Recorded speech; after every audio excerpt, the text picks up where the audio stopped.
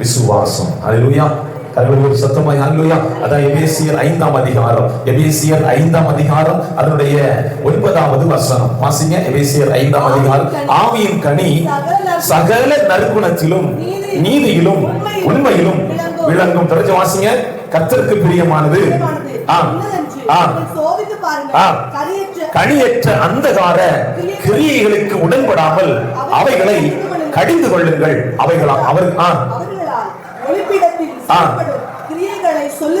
அவலட்சணமாய் இருக்குமே. அழகாக அப்போஸ்தலனாகிய பவுல் எபேசியருக்கு அழகாக எழுதுகிறார். இப்படியாக சொல்கிறார், ஆவியின் கனி சகல நற்குணத்திலும் நீதியிலும் உண்மையிலும் விளங்கும் என்று சொல்லுகிறதை பார்க்க முடிகிறது. அதனால அப்போஸ்தலர் நடபடிகள் 17ஆம் அதிகாரம், எல்லாம் திருப்பி கொடுங்க. அப்போஸ்தலர் நடபடிகள் அதனுடைய 17ஆம் அதிகாரம் அதனுடைய 10வது வசனத்திலிருந்து பார்க்கிற பொழுது அங்கே பெரிய பட்டணத்தாரை குறித்து சொல்லுகிறதை பார்க்க முடிகிறது. வாசிக்கலாமே. அப்போஸ்தலர் 17ஆம் அதிகாரம் அதனுடைய 10ஆம் வசனத்தில் இருந்து.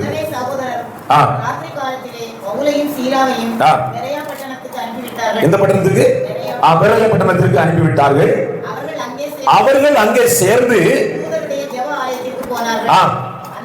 அந்த பட்டணத்தார், நல்ல கவனிக்கணும், அவர்கள் நற்குணசாலிகளாய் மாறுவதற்கு காரணம் என்ன என்பதை சொல்லப்பட்டிருக்கிறது.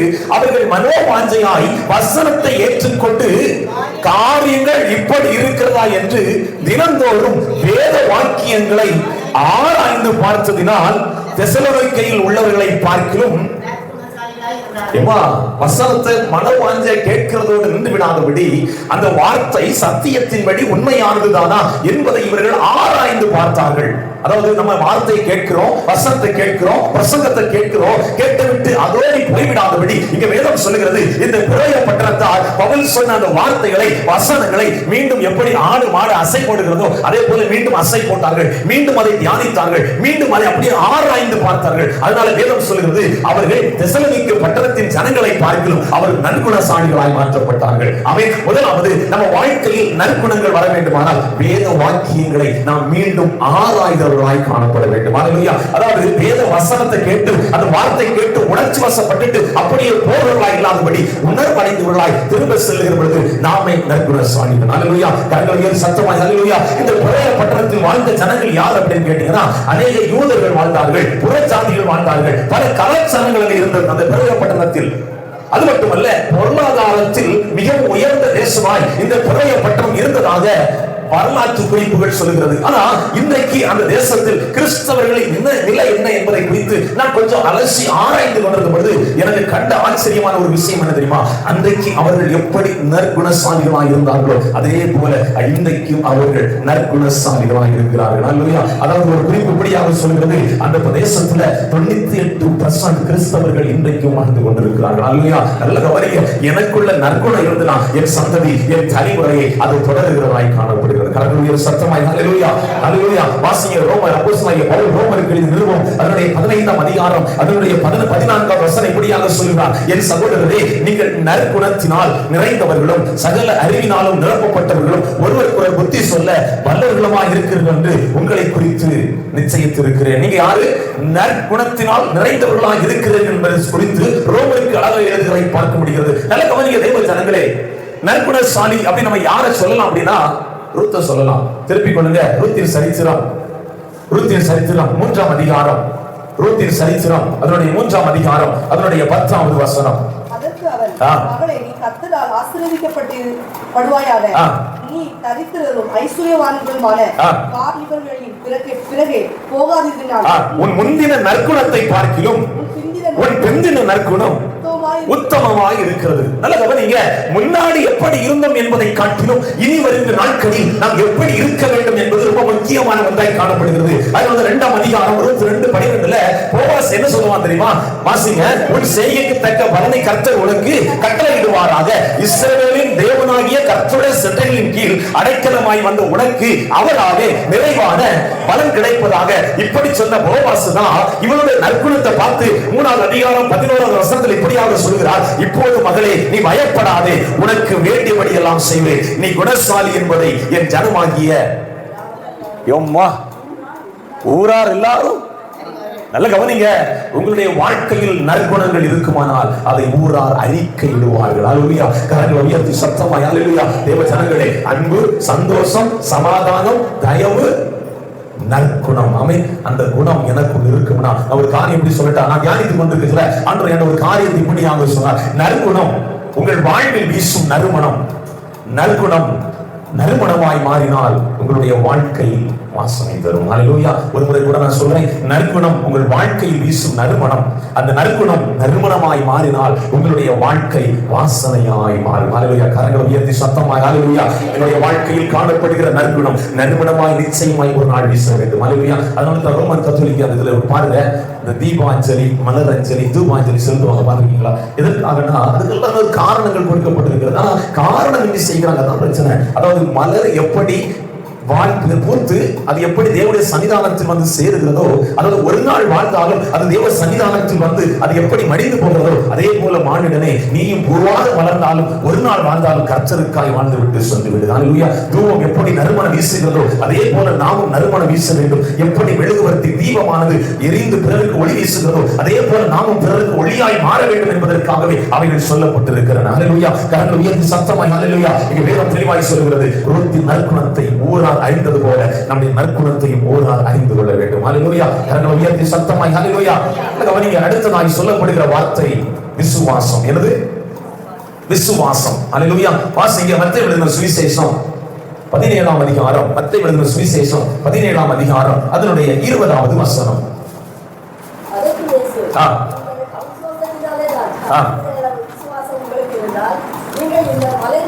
இங்க ரெண்டு காரியங்கள் சொல்லப்படுகிறது. ஒன்று அவிசுவாசம், ஒன்று விசுவாசம். நான் அவிசுவாசத்தை குறித்து கொஞ்சம் அப்படியே ஒரு சில காரியங்களை உங்களுக்கு சுட்டி காண்பித்து விட்டு நீங்கள் விசுவாசிகளா அவிசுவாசிகளா என்பதை நீங்கள் இதில் புரிந்து கொள்ள முடியும்.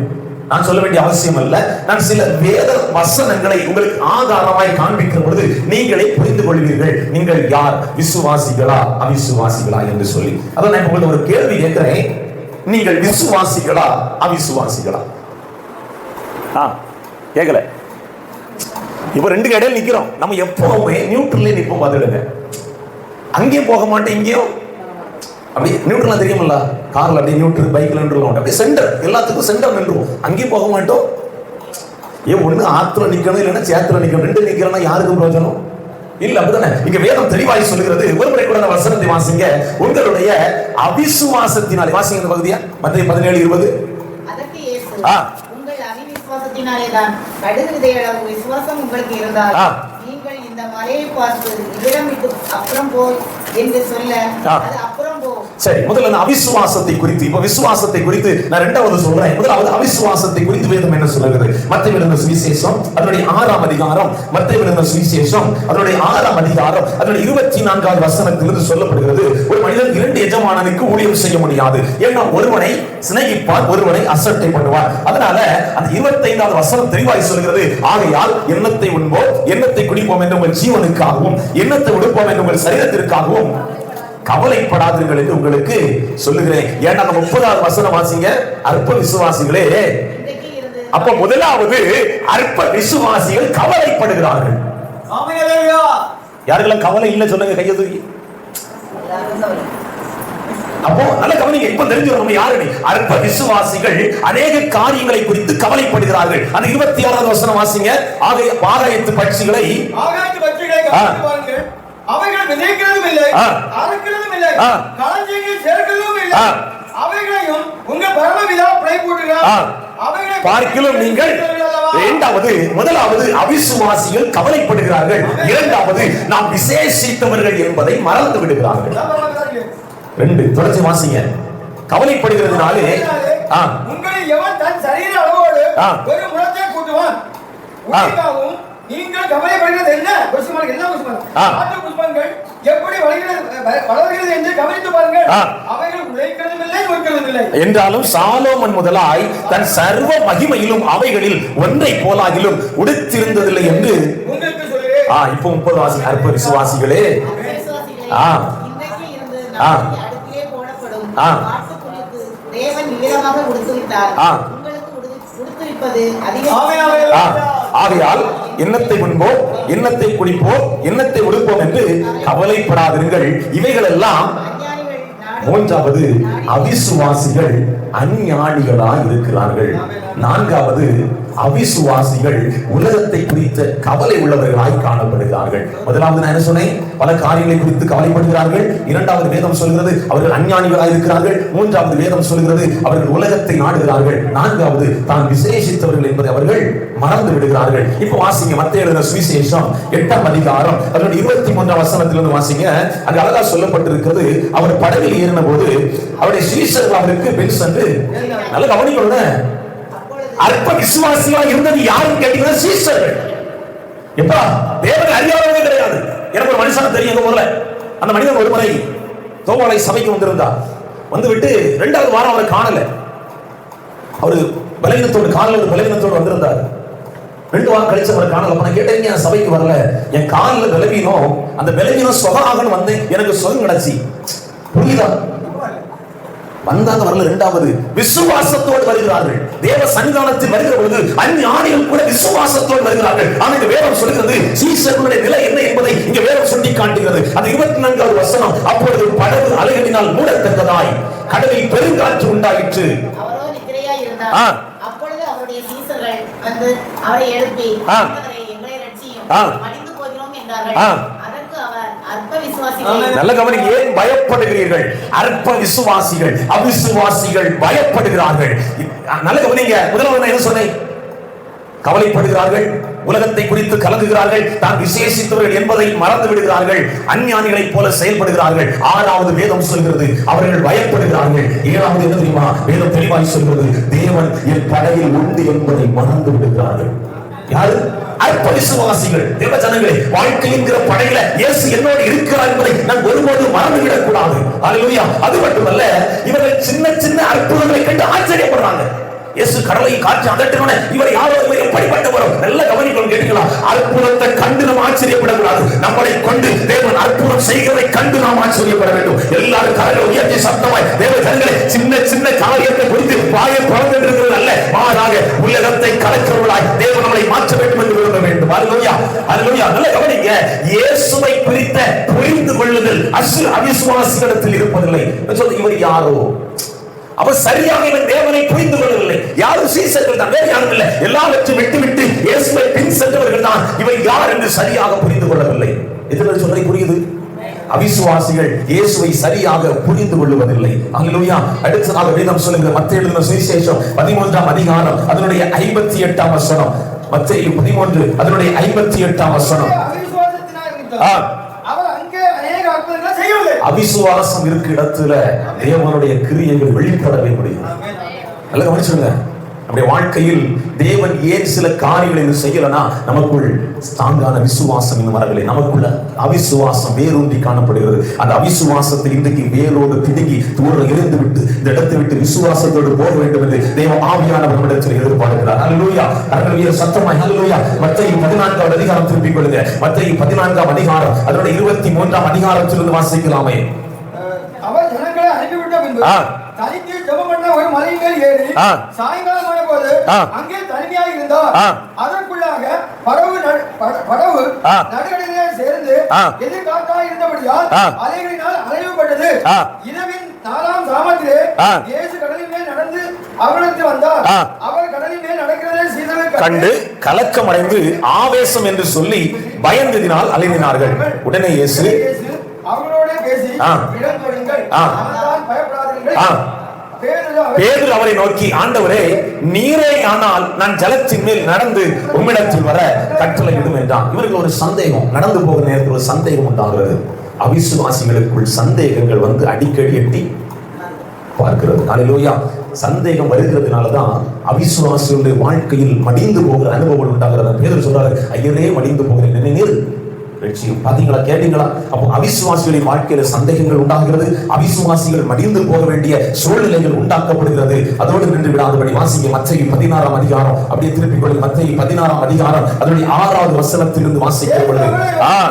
பரிசேயர் சதுசேயர் என்பவர்களின் குடித்த மாவை குறித்து எச்சரிக்கையாயிருங்கள் என்றார். இவர் சொல்லும்போது இவங்க சொல்றாங்க, நம்ம அப்பம் கொண்டு வரதுனால அவர் என்ன செய்யறார்? நம்மளை பத்தி இயேசு கிறிஸ்து என்ன சொல்லுகிறார் என்பதை குறித்த புரிந்து கொள்ளுதல் அவரிடத்தில் இல்லை. காரணம், அவர்களுக்குள் இருந்தது அவிசுவாசம் என்று வேதம் சொல்கிறது. வாசிங்க அந்த 8வது வசனம் உங்களுக்கு சரியா புரியும். இயேசு அதை அறிந்து, பாத்தீங்களா, அப்போ அவிசுவாசிகளிடத்துல என்ன இருக்கும்னு கேட்டீங்கன்னா, தேவன் சொல்லுகிற வார்த்தைகளை புரிந்து கொள்ளுகிற தன்மைகள் இல்லாமல் போய்விடுகிறது. கரங்களை உயர்த்தி சத்தமாய் ஹல்லேலூயா. அது மட்டுமல்ல, அவர்கள் வேறு சிந்தை ஆகிறார்கள், உணர்வில்லாது இருக்கிறார்கள். தேவன் செய்தவைகளை, அதாவது எத்தனையோ அற்புத அடையாளங்கள் வேதம் சொல்லுகிறது. 5 அப்பம் 2 மீன் 5000 பேர் புருஷர்கள் மட்டும் போஷித்து 12 நிறை குடலையே மீன் எடுத்தார். அதை அவங்க நினைக்கல பாருங்க. காரணம் அவிசுவாசம். அவிசுவாசம் இருப்பவர்கள் தேவன் தன்னுடைய வாழ்க்கையில் செய்த அற்புத அடையாளங்களை நினைவு கூறாமல் போய்விடுகிறார்கள். அதனால தான் வாசிங்க மத்தேயு 17ஆம் அதிகாரம் அதனுடைய 14 வாசிங்க. மத்தேயு 17 அதனுடைய 14 இருந்து. அவர்கள் ஜனங்களிடத்தில் வந்தபோது ஒரு மனுஷன் அவரிடத்தில் வந்து முன்பாக முழங்காற்படியிட்டு, ஆண்டவரே, என் மகனுக்கு இரங்கும், அவன் சந்திரரோகியாய் கொடிய அவர் சொல்றாரு, என்னுடைய மகன் கொடிய வேதனையாய் சந்திர ரோகியினால் கொடிய வேதனைப்படுகிறான், உம்முடைய சீசரிடத்தில் கொண்டு வந்தோம், அவர்களால் முடியாமல் போய்விட்டது. ஏமா, சபைக்கு ஒரு பலவீனனை கொண்டு வந்துவிட்டு ஆஸ்பத்திரி கொண்டு போனா அது வேதனையா இல்லையா? அது வெட்கக்கேடா இல்லையா? நான் ஒரு காரியம் சொல்றேன், ஆஸ்பத்திரியிலிருந்து முடியல ஒரு மனிதனை சபைக்குள்ள கொண்டு வரலாம். சபைக்குள்ள கொண்டு வந்த ஒரு மனிதனை முடியல ஒரு நாள் ஆஸ்பத்திரி கொண்டு போக கூடாது. அல்லேலூயா. இங்க எப்படித்தான் சீசரிடத்தில் வருகிறாங்க, சீசரோட முடியல. அப்ப கேட்கிறாங்க, வாசிக்க தொடர்ச்சிய அதனுடைய 17ஆம் வசனம். இயேசு பிரதியுத்தரமாக, விசுவாசம் இல்லாத மாறுபாடான சந்ததி, அவிசுவாசம் உள்ளவர்களை குறித்து வேதம் சொல்கிறது, அவர்கள் மாறுபாடான சந்ததி. ஒரே வார்த்தையில சொல்லணும்னா கொஞ்சம் கஷ்டமா இருக்கும். எரும மாடுன்னு சொல்றாரு. இவன் புரிஞ்சிருக்க நினைக்கிறேன் நிறைய பேருக்கு. அப்படின்னா புரிஞ்சிருக்கும். அப்படிதானே? யாருக்கு நான் புரிஞ்சு ஐமண்டு கையை தூக்கி ஒரே வார்த்தையில சொன்னா அதுதான். இதை விட எக்ஸ்பிளைன் பண்ண வேண்டிய அவசியம் கிடையாது. மொத்தமா இருந்தது. எவ்வளவுதான் மழை பெஞ்சாலும் மேல சூடு சொரண மானம் ஒன்னும் விசுவாசம் வாழ்க்கையில் வருவதை இங்க அவர் சொல்லுகிறார். சீசர்களை பார்த்து வாசிக்க ஒருமுறை கூட இயேசு பிரதியுத்தரமாக, விசுவாசம் இல்லாத மாறுபாடுள்ள சந்ததியே எதுவரைக்கும் நான் அப்படின்னு ஆண்டவர் சொல்றாரு. பிசாசை அதட்டினார். பிசாசு அவனை விட்டு அவன் கேட்கிறான் பாருங்க, ஏன் எங்களால கூடாம போச்சு? ஏன் எங்களால? ஆண்டவர் சொல்லி கொடுக்கிற ரகசியத்தை நல்ல கவனிங்க. எல்லாருக்கும் முன்னாடி திட்டுனவரு அடுத்து என்ன வாசிங்க அதனுடைய 19. அப்பொழுது சீசர்கள் அதை துரத்தி விட எங்களால் ஏன் கூடாம போயிட்டு என்று கேட்டார்கள். அதற்கு இயேசு, உங்கள் அவிசுவாசத்தினாலே தான். எப்படி அழகா சொல்லி கொடுக்காரு பாருங்க. ஏன் உங்களால முடியலன்னா உங்களுக்குள்ள இருந்த அவிசுவாசம். 12 பேர் நிக்கிறாங்க. 12 பேரை துரத்தி பார்த்தா அது போனது மாதிரி இல்ல. ஒரு ஊழியக்காரர் இப்படிதான் பிசாசு துரத்து போயிருந்தாரு. 2-3 நேரம் சொல்லி பார்த்தாரு. கடைசி கேட்ட, நீ போவியா போக மாட்டியா? போக மாட்டேன் அப்படின்னு நான் போறேன். அவர் போயிட்டாரு. அப்படிதானே? நான் ஒரு முறை தென்காசி பட்டணத்துக்கு அந்த இயேசு விடுவிக்கிறார், அங்க அந்த ஜெப மலை ஒன்று இருக்குது. நாங்க ஒரு நாள் ஜெபிக்க போயிருந்தோம். நான், என்னுடைய மனைவி, என்னுடைய நண்பர் ஒரு குழுவாக சேர்ந்து நாங்க ஜெபிக்க போயிருந்தோம். அப்போ அந்த ஒரு வியாழக்கிழமை அங்க ஆராதனை நடக்கிறது. நல்ல கவனிக்கணும்னு, நல்ல ஒரு பெரிய ஆராதனை நடந்து கொண்டிருக்கிறது. சரியாக அந்த ஆராதனை தொடர்ந்து 2 மணிக்கு முடிவடைகிறது. அவன் ஜெபிக்கும்படியாக ஒரு கூட்டம் செல்கிறார்கள். அங்க ஜெபிச்சுட்டு இருக்க நேரம் ஒரு 20க்கு மேல் பிசாசுகளை ஆடிச்சு. நல்ல கவனிக்கணும். எல்லாம் சின்ன பசங்கன்னு நானே அந்த இடத்துல வெட்கப்பட்டு போனேன். அதாவது டீச்சிங் எல்லாம் ஓரளவுக்கு இருக்குது, பெரிய அளவில் ஒன்றும் சாராம்சங்கள் இல்லாவிட்டாலும் எல்லாம் சின்ன பசங்க, இந்த வளர்ற பசங்க. இந்த பைபிள் காலேஜில் படிச்சுக்கிட்டு புதுசாக நாங்கள் பைபிள் காலேஜ் கொண்டு போல அதில் படிக்கிறவங்க டீச்சிங் பண்ண விட்டுருக்கு. கிட்டத்தட்ட 300-400 பேர் மேலே இருக்கிறாங்க. நான் கூட யோசித்தேன் அந்த இடத்துல ஒரு ஊழியக்காரர்களை கொண்டு இந்த பசங்க முடியாது எப்படி இருந்திருக்கும் அப்படின்னு சொல்லி கூட அந்த இடத்துல யோசித்தேன். அப்போ நல்லா கவனிங்க. முடிந்தது 2 மணி ஜெபிக்க ஒரு கூட்டம் முன்னாடி வருகிறது. என்ன நினைச்சாங்க, 20க்கு மேலான பிசாசுகள் ஆடிக்கொண்டிருக்கிறது. 7 வாலிபர்கள் வந்தாங்க, ஜெபிச்சு 2 வந்தாங்க. நடந்தது தெரியுமா? ஒரு பிசாசு கூட உள்ள இருந்து வெளியே போகாம விடல. எல்லாத்தையும் துரத்திட்டு தான் செஞ்சாங்க. அந்த இடத்தோடு பையன்மார் வெளியே போனாங்க. ரொம்ப ஆச்சரியமா இருந்தது. இந்த வயசுல ஆண்டவருக்காண்டி அதாவது வெளி தோற்றத்தை பார்த்து யாரையும் இடம் போடக்கூடாது. என் மனைவி இருக்கா, சின்ன பசங்க தான் ஓடி போனா 18 இருந்து 20 வயசா இருக்கும். எனக்கு ரொம்ப ஆச்சரியமா இருந்தது. அதாவது அது போக மாட்டேன்னு சொல்லுது. நீ போக மாட்டேன், நான் போக மாட்டேன். உன்னைய போக வச்சுட்டு அந்த இடத்த விட பயிர் வாக்கியமா இருக்கிறாங்க. அது மட்டும் இல்ல, 7 பேர் ஜபிக்கிறாங்க. அது பெரிய சின்ன வித்தியாசம் இல்லை. எல்லாரும் சரி சமயம். ரொம்ப ஆச்சரியமா இருக்குது. ஒரே யூனிஃபார்ம். அதாவது இயேசுவோடு இருந்த சீஷர்கள் எப்படி வாழ்ந்தார்கள் அப்படின்னு எனக்கு தெரியாது. ஆனா அந்த கூட்டத்தை பார்த்த பொழுது நான் உணர்ந்தேன், ஒரு கூட்டத்தை தேவனாய் கர்த்தர் தேசத்திலே ஆயத்தப்படுத்தி கொண்டிருக்கிறார். ஹல்லேலூயா. கரங்களை உயர்த்தி சத்தமாய் நான் அன்னைக்கு தான் யோசித்தேன், இன்னொரு தலைமுறை தேசத்தில் உருவாக்கப்பட்டு விட்டது. ஹல்லேலூயா, ஹல்லேலூயா. நல்ல கவனிங்க. இங்க ஆண்டவர் சொல்கிறாரு, விசுவாசம் இல்லாத மாறுபாடுள்ள சந்ததியே எதுவரைக்கும் நான் உங்களோடு இருப்பேன் அப்படி சொல்லிட்டு சொல்றாரு. ஏன் உங்களால துரத்த முடியலன்னா உங்களுக்குள்ள இருந்த அவிசுவாசம் அப்படின்னு சொல்லி சொல்றாரு. சில பிசாசுக்கு ஜெபம் அதிகமா இருக்கணும், உபவாசம் அதிகமா. ஆண்டவர் ரகசியத்தை சொல்லி கொடுக்கிறார் பாருங்க. நம்ம அப்பா இப்படிப்பட்ட தவம் பண்ண இன்னைக்கு வேற ஒண்ணு இல்ல. ஒரு ஹோட்டல்ல ஒரு டிஷ் நல்லா இருக்கணும், நீங்க அந்த டிஷ்னுடைய ரகசியத்துக்கு அங்க சொல்லி கொடுக்க மாட்டோம். சொல்லியே கொடுக்க மாட்டாங்க. ஏன் அப்படின்னா நீங்க பெரிய ஆளாக, ஆனா அவர் அப்படி இல்ல. என்ன செய்யணும் என்பதை கூட தேவன் அங்கே சொல்லிக் கொடுக்கிறதை பார்க்க முடிகிறது. வேணா வாசிக்கலாம் 21வது வசனம். இந்த ஜாதி பிசாசு ஜெபத்தினாலும் சொல்றாரு, சில பிசாசுக்கு கொஞ்சம் ஜெபத்தை கூட்டணும், உபவாசத்தை என்ன செய்யணும், கூட்டணும்னு சொல்லி கொடுக்கிறாரு. சரி, இப்ப நம்ம விசுவாசத்துக்குள் வருமா? விசுவாசத்திற்குள் வருவதற்கு முன்பாக இஸ்ராயேல் ஜனங்களை குறித்து உபாகமம் 1வது அதிகாரம் அதனுடைய 33வது வசனம் என்ன சொல்கிறது? உபாகமம் 1ஆம் அதிகாரம் அதனுடைய 33ஆம் வசனம். இரவில் அக்கினியிலும் வாசிங்க. உபாகமம் 1:33. இரவில் அக்கினியிலும் பகலில் மேகத்திலும் உங்களுக்கு முன் சென்றாரே, இப்படி இருந்தும் இந்த காரியத்தில் நீங்கள் அவரை விசுவாசிக்கிறீர்கள். பகலில மேகஸ்தம்பம், இரவில அக்கினிஸ்தம்பம். அந்த இருளில் நடக்கவில்லை. ஏன்னா வனாந்தரத்தில் அடிக்கக்கூடிய வெயில் மேலப்பட்டு செத்து உண்மை அடிக்கிற மாதிரி வெயில் கிடையாது. வனாந்தரத்தில் கிட்டத்தட்ட 99 டிகிரியில வெயில் அடிக்கும். வனாந்தரத்தில் நாங்கள் அனுபவிச்சிருக்கிறோம், சவுதி பாலைவனத்தில். ஆனா பாருங்க, அந்த வனாந்தரமான அனுபவத்திலும் தேவன் அவர்களை மேக தூணை கொண்டு பாதுகாத்து வழிநடத்துவதை கண்களினால் கண்டவர்கள், காதுகளினால் கேட்டவர்கள், அற்புதங்களை கண்ணால் கண்டவர்கள். தேவ ஜனங்களை நம்ம இன்னைக்கு காதுல கேட்பிட்டது அவ்வளவுதான். ஆனா அவர்கள் அப்படி அல்ல. தேவன் செய்த நன்மைகளை, அற்புதங்களை கண்ணால் கண்டவர்கள். அவர்களுக்குள்ளும் அவிசுவாசங்கள் இருந்ததாய் வேதத்திலே சொல்லப்படுகிறது. அதனால மார்க் எழுதின சுவிசேஷம் அதனுடைய 4வது அதிகாரம் அதனுடைய 40வது வசனம், அவர் அவர்களை நோக்கி, அதாவது இயேசு தன்னுடைய சீஷர்களை நோக்கி, ஏன் இப்படி பயப்படுகிறீர்கள்? ஏன் உங்களுக்குள் விசுவாசம் இல்லாமல் போயிற்று? அது ஒரு பெரிய கேள்வியாகும். ஏன் உங்களுக்குள் விசுவாசம் இல்லாமல் போயிற்று? பக்கத்துல கையை பிடிச்சு கேளுங்க. ஏன் உங்களுக்குள் விசுவாசம் இல்லாமல் போயிற்று? எப்ப விசுவாசம் இல்லாம போகும் தெரியுமா? தேவன் மேல் நீங்கள் வைத்திருக்கிற நம்பிக்கையை இழக்கும் போது. இது புரியுது? அல்லேலூயா. தேவ ஜனங்களே, ஒருபோதும் தேவன் மேல் வைத்திருக்கிற நம்பிக்கையை நாம் ஒருபோதும் இழந்து விடக் கூடாது. அல்லேலூயா, அல்லேலூயா. நான் வேதத்துல விசுவாசத்தில் வல்லவர்களான ஒரு 3 4 ஒரு 5 பேரை குறித்து நான் தியானிச்சிருக்கிறேன். ஆனா குறிக்கப்பட்ட நேரத்துக்குள்ள எனக்கு திருவிருந்து ஆராதனைகள் இருக்கிறது. கொஞ்சம் வேகமா நான் சொல்லிவிட்டு நான் முடித்து அடுத்த பகுதிக்கு நேரம் கடந்து சொல்லலாம் என்று விரும்புகிறேன். எல்லாம் திருப்பி கொடுங்க. மத்தேயு எழுதின சுவிசேஷம் அதனுடைய 8ஆம் அதிகாரம் அதனுடைய 5வது வசனம்.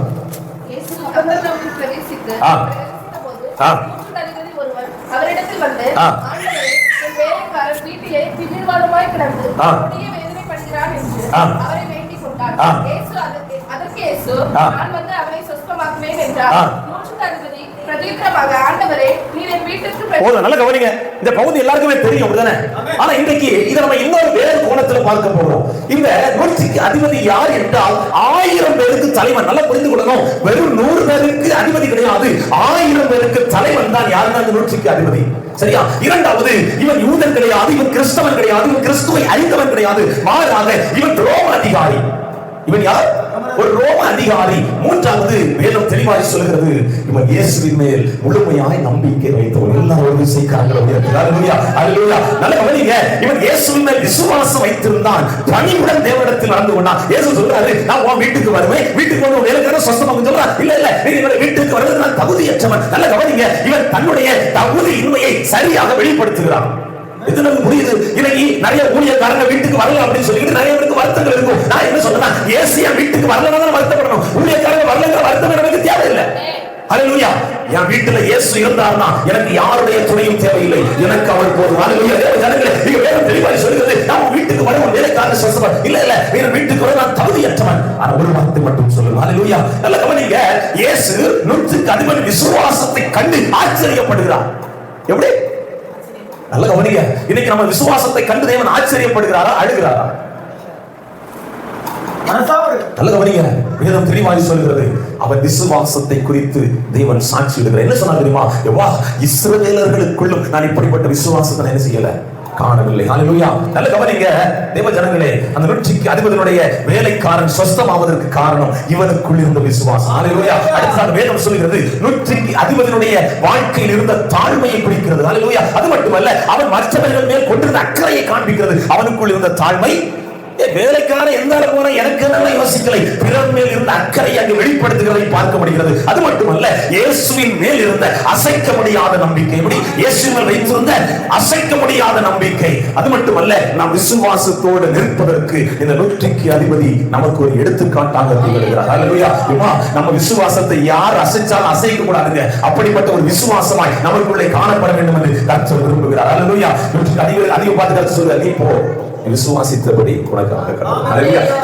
நான் வீட்டுக்கு வரல, ஆனா என் வார்த்தை வருகிறது. எல்லாரும் விடுதலை கரங்களை உயர்த்தி அந்த வார்த்தை சொல்லுகிறது. யோவான் வந்து ஆதியிலே அந்த வார்த்தை இருந்தது, அந்த வார்த்தை தேவனிடத்தில் இருந்தது, அந்த வார்த்தை தேவனாய் இருந்தது என்று சொன்ன வார்த்தையின்படி அந்த வார்த்தையின் மத்தியிலே உலாவிக் கொண்டிருக்கிறது. வார்த்தையின் வாயிலாய் அவர் நம்மளோடு பேசிக் கொண்டிருக்கிறார், நம்மளை உருவாக்கி கொண்டிருக்கிறார், நம்மளை உடைத்துக் கொண்டிருக்கிறார், நம்மளை ஊற்றை கட்டி கொண்டிருக்கிறார். எதற்காக தெரியுமா? நம்மளை விசுவாசத்தில் வல்லவர்களாய் மாற்றுவதற்காக. ஹல்லேலூயா. இரண்டாவது திருப்பிக் கொள்ளுங்க, மத்தேயு எழுதின சுவிசேஷம் 9ஆம் அதிகாரம் அதனுடைய 2ஆம் அதிகாரம் 9ஆம் அதிகாரம் அதனுடைய 2வது வசனம். அங்கே படுக்கையில் கிடந்த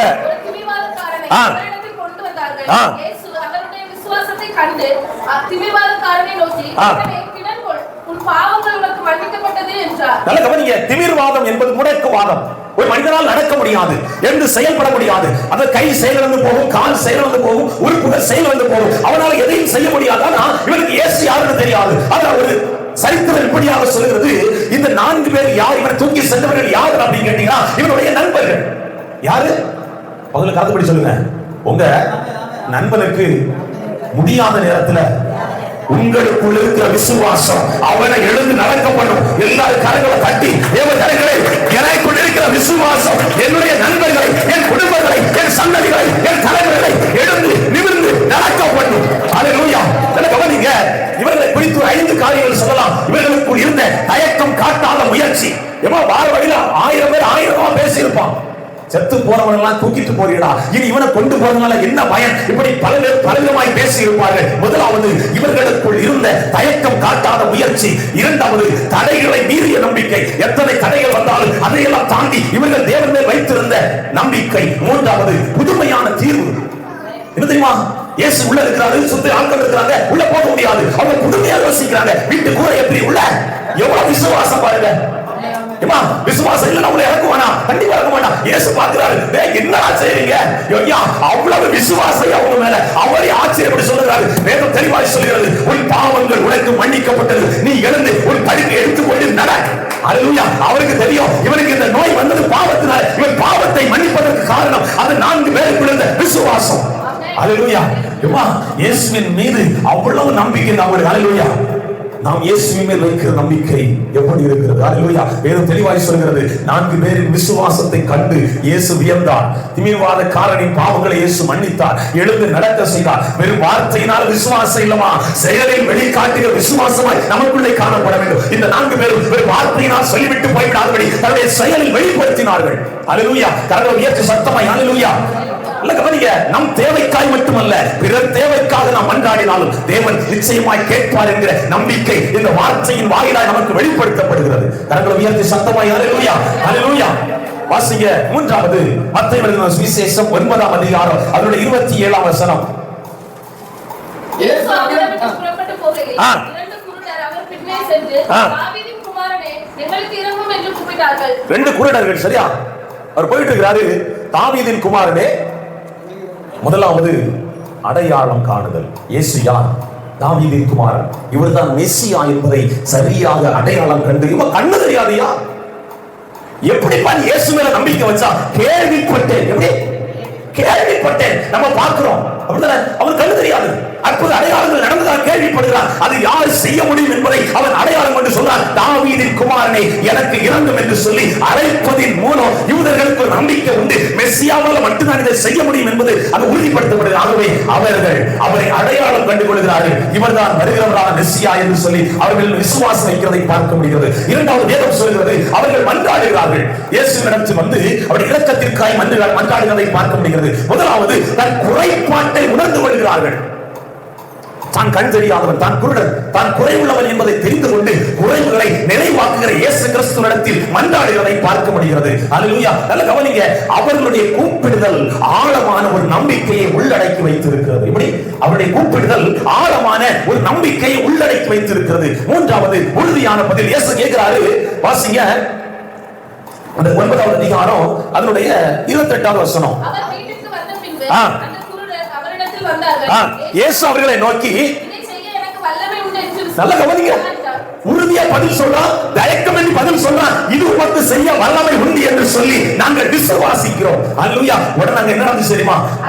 அதற்கு அண்ணா விசுவாசிக்கிறோம் ஆண்டவரே என்றார்கள். அப்பொழுது அவர்களுடைய கண்களை அவர் தொட்டு உங்கள் 4வது செயல்படும் விசுவாசம். அல்லேலூயா.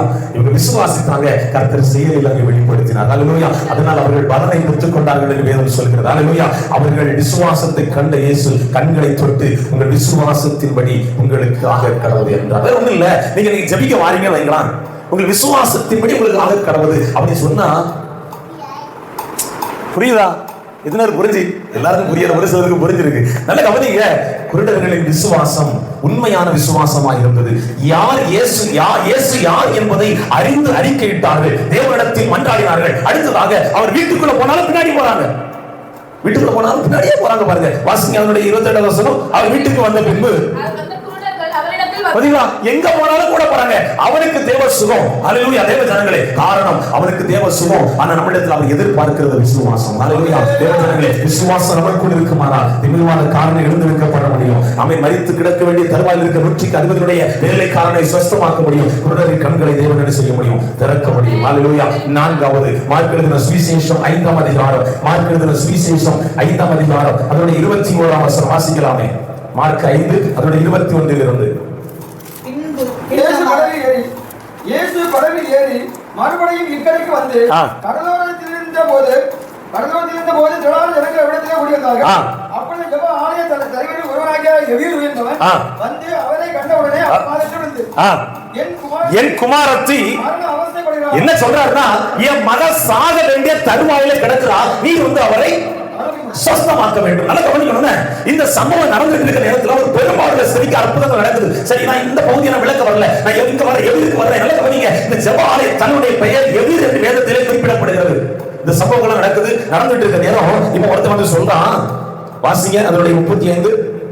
அவர் இப்படி பேசிக் கொண்டிருக்க ஜெப ஆலய தலைவருடைய வீட்டில் இருந்து சிலர் வந்து உன்னுடைய குமாரத்தி மரித்து போனார், இனி ஏன் போதகரை வருத்தப்படுகிறீர்கள் சொல்றான். எப்பா, உடைய மகள் மரித்து போனால் இனி நீர் போதகரை. இந்த வார்த்தை இயேசு கேட்டுட்டு இருக்கிறாரு. ஒரே ஒரு வார்த்தை மட்டும் சொல்றாரு, பயப்படாதே, விசுவாசம் உள்ளவராயிரு. எப்படிங்க முடியும்? இவருக்காண்டி இவ்வளவு நேரம் காத்திருந்தேன், என் பிள்ளைய வந்து சுகப்படுத்துவாரு நினைச்சிட்டு வந்து பிள்ளை செத்து போனான். எத்தனை புரியுது? ஏன் தெரியுமா? எவருக்கு வந்து உன் பிள்ளை செத்து போனான்னு சொன்னாங்க. வரும்போது பெட்டி எடுத்துட்டு போனோம்.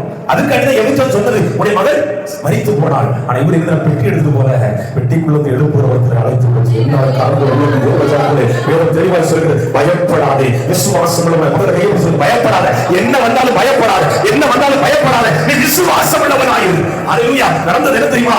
எப்பா, இவன் விசுவாசம் வந்து சாதாரணமானது இல்லைங்க. எனக்கு ரொம்ப ஆச்சரியமா இருந்தது. ரொம்ப பொறுமையா இருந்திருக்கணும் வீட்டு போறது வரையும்.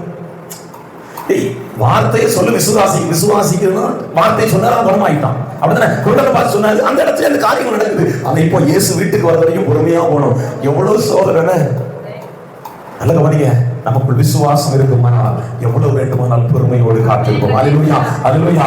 நல்ல கவனிங்க, மகள் மரித்து விட்டாள் என்று சொன்னாலும் அவன் விசுவாசத்தோடு பொறுமையாய் காத்திருந்தான். அல்லேலூயா. அல்லேலூயா. நல்ல கவனிங்க, மரித்து விட்டாள் என்ற செய்தி வீட்டிலிருந்து வந்தது எதற்காக அப்படின்னா, அவள் அடக்கத்திற்கு வேண்டிய எல்லாவற்றையும் தன்னுடைய தகப்பன் செய்ய வேண்டும், அதை கொண்டு வருவதற்காகவே. ஆனா இயேசு சொல்றாரு, எப்பா நீ என்ன செய், பயப்படாத, விசுவாசம் உள்ளவனாக என்று சொன்ன பொழுது அவனுக்கு அடுத்த சவால் வந்து விட்டது. அல்லது ஒரு சவாலான விசுவாசமாக அவனுக்குள்ள நடந்தது என்ன தெரியுமா? இப்ப வீட்டுக்கு போறான், அடுத்த சவால் இருக்குது. மனைவி ஒரு பக்கம் அழுறா, உறவினர்கள் ஒரு பக்கம் அழுகிறார்கள். இப்ப இந்த நிலை என்ன இருக்கும்? விசுவாசம் கொஞ்சம் ஆட்டம் காண வேண்டிய ஒரு சூழ்நிலைக்கு. அப்படித்தானே? அப்படியா இல்லையா? உண்மைதானே? இப்ப விசுவாசம், நல்ல விசுவாசத்தோட இயேசுவை கூட கூட்டிட்டு போறான். போற வழியில, வீட்டுக்கு போற வழியில மனைவி ஒரு பக்கம் அழுகிறாள், உறவினர்கள் ஒரு பக்கம் அழுகிறார்கள், குடும்பத்தார் ஒரு பக்கம் அழுகிறார்கள். இயேசு சொல்லுகிறாரு, அவன் மரிக்கவில்லை, நித்திரையா. எனக்கு ரொம்ப ஆச்சரியமா இருந்தது. 40வது வசனம் வாசிங்க. அதற்காக அவரை பார்த்து அழுதுட்டு இருக்கோம், எப்படி அடுத்த நிமிஷம் நகைக்க முடியும்? ஏமா எங்க அப்பா எப்படிப்பட்டவர் தெரியுமா? அழுகிறவனையும் நகைக்க பண்ண முடியும். அழுதுட்டு சிரிச்சான். எதுக்கு சிரிச்சான் தெரியுமா? அவன் செத்துட்டாங்கிறது நாங்க கன்ஃபார்ம் பண்ணிட்டு அப்படியே சொல்லி அனுப்புறோம். நீர் என்னையா வந்து சாகலன்னு சொல்லுகிறீங்க. அவர் உள்ள போயிட்டு வெளியே வந்தாரா? எல்லாரும் ஒரு விஷயம் கரக உயர்த்தி சொல்லுங்க. அவன் மரித்து கிடந்த எவ்வளவு 12 வயதை 12 வயது நிரம்பிய அந்த மகளை உயிர்ப்பித்தது எவருக்குள்ள இருந்த விசுவாசம். விசுவாசம் எனக்குள்ள இருக்குன்னா மரித்து போனவர்களை கூட தேவன் எழுப்புவதற்கு வல்லவராக இருக்கிறார். அல்லேலூயா. எனக்குள்ள இருக்கிற விசுவாசம் செத்ததல்ல, உயிருள்ள விசுவாசம். அல்லேலூயா. வேதம் சொல்கிறது, சாராள் தன் கற்பம் செத்ததை உணராது இருந்தார். அவருக்கு தெரியும் நான் கற்பம் தான் செத்து போனது, ஆனால் கற்பத்திற்குள் உயிரை வைக்க வேண்டிய தேவன் இன்றைக்கு உயிரோடு இருக்கிறார். அல்லேலூயா. கற்பம் செத்து போனான் பரவாயில்ல, ஆனால் கற்பத்திற்குள் பிள்ளை வைப்பதற்கு உயிரோடு இருக்கிற தெய்வம் ஒருவர் உண்டு என்று சொல்லி அவள் விசுவாசித்தாள் என்று வேதம் சொல்லுகிறது. அல்லேலூயா. எல்லாரும் ஒரு விசை கரங்களை உயர்த்தி தேவஜனங்களே என் பிள்ளை வேணா செத்து இருக்கலாம், ஆனா என் விசுவாசம் ஒரு நாளும் சாவதில்லை என்று சொல்லி விசுவாசத்தோடு புறப்பட்டு செல்கிறார். அந்த விசுவாசமும் சாகல, அவன் பிள்ளையும் சாகவில்லை, உயிரோடு காத்து கொடுக்கிறதை பார்க்க முடிகிறது. அல்லேலூயா. அல்லேலூயா. நல்ல கவனிங்க. நம்பிக்கையற்ற சூழ்நிலையிலும் இந்த யவீரு தேவன் மேல் முழு நம்பிக்கையாக இருந்தார். அல்லேலூயா. எல்லாரும் ஒரு விசை கரங்களை உயர்த்தி அல்லேலூயா. தேவஜனங்களே, வெட்டிக்குள்ள வைக்க வேண்டிய சிலரை கர்த்தர் உயிரோடு வச்சிருக்கிறார். அது விசுவாசம், அது விசுவாசம். இன்னைக்கு நிறைய பேர் அவன் வச்சு இன்னைக்கு மண்ணுக்கு மேல மண்ணை போட்டுங்க, நமக்கு மேல 4 பேர் வச்சிருப்பான். இன்னைக்கு நம்ம உயிரோடு இருக்கணும், அதுக்கு காரணம் விசுவாசமே. அல்லேலூயா. யாரையும் மறுக்க முடியுமா? இல்லைன்னு சொல்ல முடியாது. காரணம் என் இயேசு உயிரோடு இருக்கிறார். நான் அறிக்கை எடுக்கிற விசுவாசமே என்னை இன்றைக்கு உயிரோடு இந்த பூமியில் வைத்திருக்கிறது. அல்லேலூயா. கரங்களை உயர்த்தி சத்தமா அல்லேலூயா. கல்லறைக்குள் இருக்க வேண்டிய நம்மள இன்னைக்கு சபைக்குள்ள தேவனை ஆராதிக்க வச்சிருக்கிறாரா? இதெல்லாம் நமக்குள்ள இருக்கிற விசுவாசம். அல்லேலூயா. கரங்களை உயர்த்தி சத்தமா அல்லேலூயா. கடைசியாக திருப்பிக் கொள்ளுங்க. தானியேலின் தீர்க்கதரிசன புஸ்தகம் அதனுடைய 6ஆம் அதிகாரம் அதனுடைய 23ஆம் வசனம். தானியேலின் தீர்க்கதரிசன புஸ்தகம் அதனுடைய 6ஆம் அதிகாரம் அதனுடைய 23ஆம் வசனம். தானியேல் மிகவும் சந்தோஷப்பட்டு தானியேலை கபிலிலிருந்து தூக்கிவிட சொன்னார். அப்படியே தானியேல் கபிலிலிருந்து தூக்கிவிடப்பட்டான். அவன் தன் தேவன் பேரில் விசுவாசித்திருந்தபடியால் அவனில் ஒரு சேதமும் நல்ல கவனிக்கணும். ஒரு மனிதன் பேங்குக்கு போனான். பேங்க்ல போய் கேசியர் பணம் வாங்கினான். கேசியர் பணத்தை எண்ணி கொடுத்தாரு. கொடுக்கும்போது அவன் எண்ணிக்கிட்டு கேசியர் சொன்னா ஒரு நோட்டு குறைவா இருக்கு. நீ கேசியர் சொன்னாரு, எனக்கு நிறைய வேலை இருக்குது, நீர் ஒழுங்கா இருந்து எண்ணிட்டு பார்த்துட்டு போவனே. அவன் சொன்னா ஒரு நோட்டு கூட இருக்கு, நீ படி வந்து பணத்தை வாங்கி 4 நேரம் விசில போட்டு எண்ணி 4 நேரம் கையால எண்ணி எப்பா சரியாதான் இருக்கு நீ பாப்பான்னு அனுப்பி போட்டாராம். சரி, நல்ல கவனிங்க. புரிஞ்சிட கூடாதுல்ல நீங்க. ஆமா, இதுல கேசியர் வேற ஒரு ஆள் இருக்காருங்க, நல்ல கவனமா இருக்கணும்னு. சரி, நல்ல கவனிங்க. தானியேல் தான் செய்த குற்றத்திற்காக சிங்க கவியில போடல. அதாவது சிங்க கவியில யார போடுவாங்கன்னா ராஜாவின் கட்டளையை மீறுகிறவர்களை. இரண்டாவது, அந்த தேசத்துல சொல்லப்பட்டிருக்கிற சட்ட திட்டங்களுக்கு மாறாய் நடக்கிறவர்களை, இப்படிப்பட்டவர்களை தான் சிங்க கவியில் போடுவது வழக்கம். நல்ல கவனிக்கணும். ஆனால் தானியேலை எதற்காக போட்டார்கள்? ராஜா சொல்றாரு, 30 நாள் என்னை தவிர நீங்கள் வேற யாரையும் ஆராதிக்க கூடாது, இதுதான் ராஜாவின் சட்டம். ஆனால் இவர் அந்த சட்டத்தை எல்லாம் பார்க்கல. எங்க அப்பா எனக்கு ஒரு சட்டம் தந்திருக்கிறார், தினமும் 3 நேரம் என்ன செய்யணும்? ஜெபிக்கணும். அந்த சட்டத்துக்கு விரோதமாக என்ன சட்டங்கள் வந்தாலும் அதை குறித்து நான் கவலைப்பட வேண்டிய அவசியமே இல்லை என்று சொல்லி அவன் தான் செய்து வந்தபடியே வழக்கத்தின்படியே தினமும் 3 வேளை ஜெபம் பண்ணி வந்தான். இப்படி ஒரு சட்டம் நம்ம நாட்டில் வந்துனா நம்மளே போல கொண்டாடுறவங்க யாரும் கிடையாது. நமக்கு பெரிய கொண்டாட்டம். இந்த ஊழியக்காரங்க ஜெபிக்கிறாங்க. இன்னைக்கு புதுசா தேசத்துல ஒரு சட்டம் வந்திருக்கு, இன்னைக்கு இன்னொரு கிறிஸ்தவங்க ஜெபிக்க கூடாது. நம்மளே போல சந்தோஷப்படுற யாரும் உங்களுக்கு புரியல. ஆமா ஆமா, ஒரு சட்டம் போட்டுச்சாங்க அன்னைக்கு இன்னையில இருந்து யாரும் வீட்டுல ஜெபிக்க கூடாது. நம்மளை மாதிரி சந்தோஷப்படுறது யாரும் கிடையாதுன்னு சொல்ல வர்றேன். யாரும் ஜெபிக்கட்டாம நல்லா தூங்கலாம்ல, நல்லா சாப்பிடலாம்ல, புரியுதா? நல்லா சுத்தலாம். ஜெபிக்கணும். ஊழியக்காரங்க கேட்க மாட்டாங்க, ஜெபிச்சுக்கலாம். கேட்டா சொல்ல சட்டங்கள் போட்டிருக்காங்க.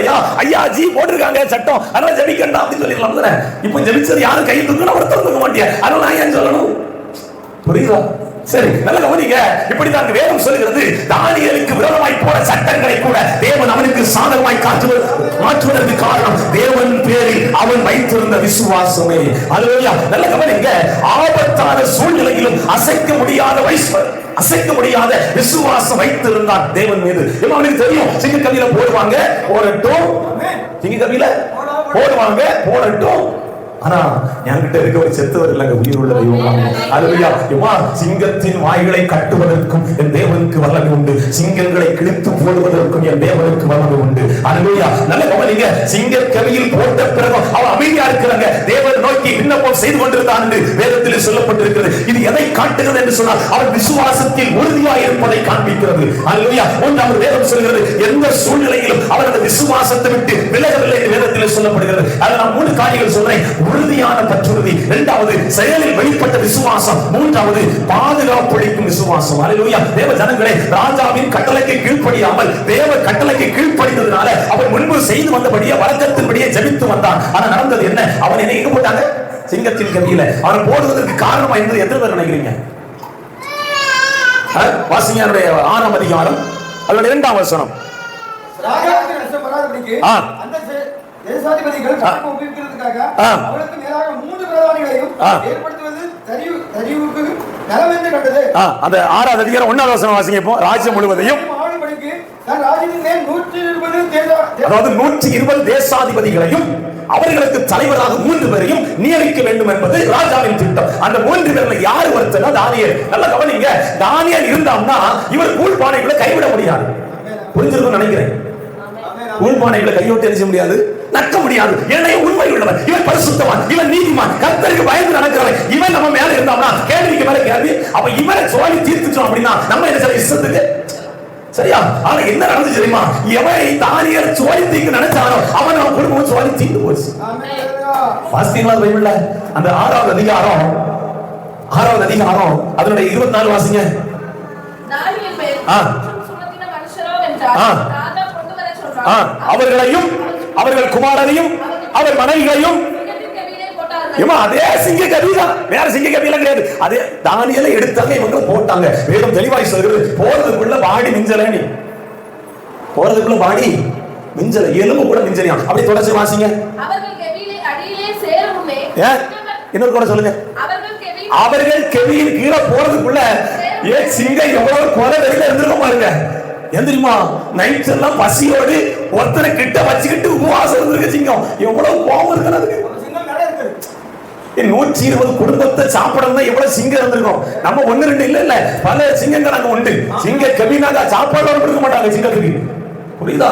ஆனா பாருங்க, தானியேல் அதை சேதப்படுத்த முடியவில்லை. ஏனென்றால் வேதம் சொல்கிறது, அவன் தேவன் பேரில் விசுவாசம் வைத்திருந்தபடியினால் அவனில் ஒரு சேதமும் காணப்படவில்லை. அல்லேலூயா. கரங்களை உயர்த்தி சத்தமாய் அல்லேலூயா. கரங்களே, நம்ம விசுவாசம் ஒரு நாள் தளர்ந்து போகக்கூடாது. என்ன வந்தாலும் பரவாயில்லைங்க, விசுவாசத்தில் ஒரு நாள் தளர்ந்து போகக்கூடாது. அல்லேலூயா.